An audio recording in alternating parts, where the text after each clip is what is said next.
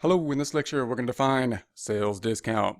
According to Fundamental Accounting Principles, Wild 22nd edition, the definition of sales discount is term used by a seller to describe a cash discount granted to buyers who pay within the discount period. So we are talking about a discount, a reduction of the sales price. The confusing thing with discounts often is, are we the person giving the discount or the person receiving the discount? When we talk about the sales discount, we're often putting ourselves in the shoes of the seller. We are the seller granting the discount to the purchaser.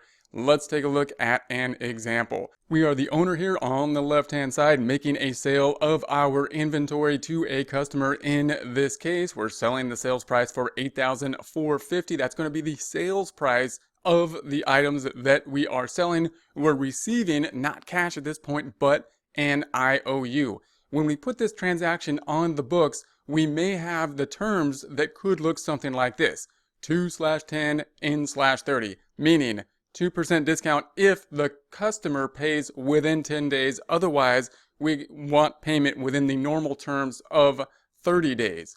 If that's the case, we usually put it on the books when we make the sale as if we don't have the discounted time period, meaning we're going to put the entire sticker price on the books.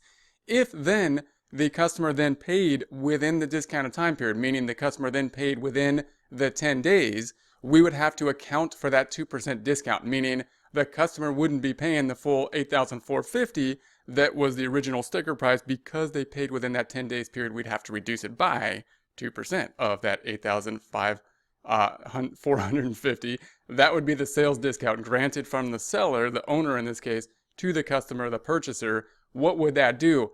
It would decrease the receivable, because remember, we put the receivable on the books at the full price.